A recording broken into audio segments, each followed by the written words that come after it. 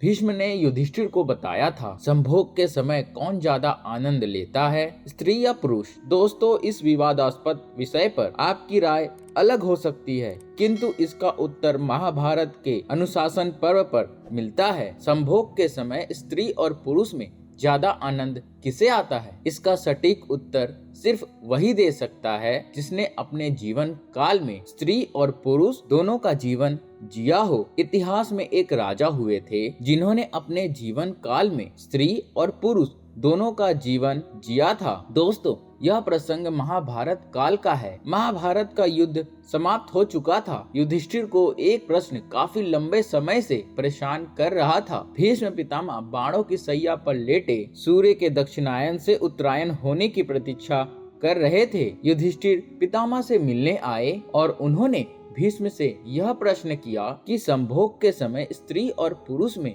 ज्यादा आनंद किसे आता है? इस प्रश्न के उत्तर में भीष्म ने कहा, हे धर्मराज, वैसे तो इस प्रश्न का उत्तर मैं अपने जीवन काल के अनुभव से नहीं दे सकता हूँ, किंतु तुम्हारे इस प्रश्न का उत्तर प्राचीन काल के इस कथा में मिलता है। बहुत समय पहले की बात है। राजा था, उनकी कोई संतान नहीं थी। पुत्र की चाह में वह राजा ने अग्निस्तुता का संहार किया, जिस यज्ञ के कारण राजा के यहाँ 100 पुत्रों का जन्म होता है। इस यज्ञ में अग्नि देवता को प्रमुख मानकर पूजा हुई थी। हवन में केवल अग्नि देवता का आदर हुआ था, इसलिए देवराज इंद्र काफी क्रोधित हो गए। देवराज इंद्र ने राजा भंगस्वाना को दंडित करने का सोचा। एक दिन राजा शिकार पर निकला तो इंद्र ने राजा को सम्मोहित कर लिया। सम्मोहित हालत में राजा अपनी सुध खो बैठा। भूख और प्यास ने उसे और भी व्याकुल कर दिया। भटकते हुए उसे एक जलकुंड दिखाई दिया। राजा ने अपनी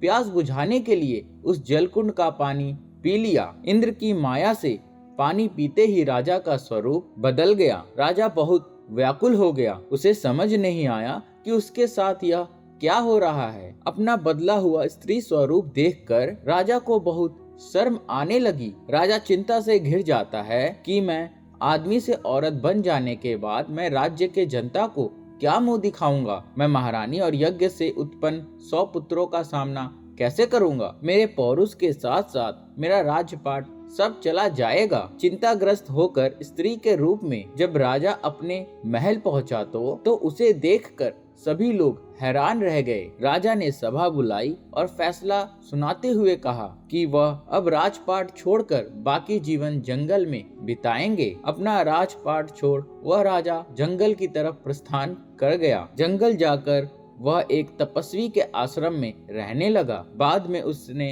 ऋषि के साथ संबंध बनाया, जिससे उसके कई पुत्र हुए। अपने इन पुत्रों को वह अपने पुराने राज्य ले गया और अनुष्ठान से हुए बच्चों को कहा, तुम मेरे तब के पुत्र हो जब मैं एक पुरुष था, और ये मेरे पुत्र हैं जब मैं स्त्री हूँ। तुम लोग मेरे राज्य को मिलकर संभालो। राजा की आज्ञा से सभी मिलकर रहने लगे। सबको सुख से जीवन व्यतीत करता देख देवराज इंद्र को फिर से तकलीफ होने लगी। बदले की भावना से इंद्र ब्राह्मण का रूप लेकर राजा के पुत्रों से मिलने गए। वहां जाकर इंद्र ने राजा के सभी पुत्रों को भड़का दिया, जिससे सारे भाई आपस में लड़ पड़े और एक दूसरे को मार डाला। जैसे ही राजा भंगस्वाना, जो स्त्री रूप में ऋषि संग रहता था, उसको इस बात का पता चला और वो बहुत ही व्याकुल हो गया। ब्राह्मण के रूप में इंद्र राजा के पास आए और पूछा कि वह क्यों रो रहा है। भंगस्वाना ने रोते रोते पूरी घटना इंद्र को बताई। राजा की हालत देख इंद्र ने अपना असली रूप दिखाकर उसकी गलती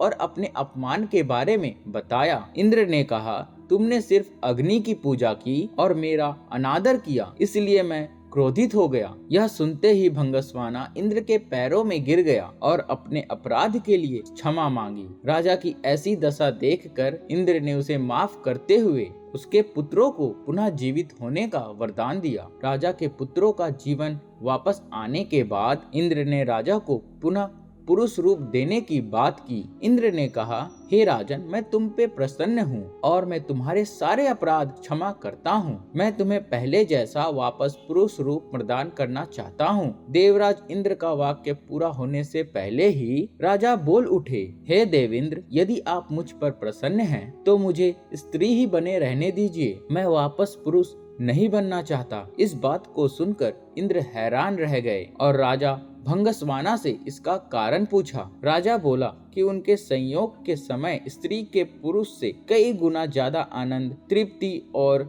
सुख मिलता है, इसलिए मैं स्त्री ही रहना चाहूंगा।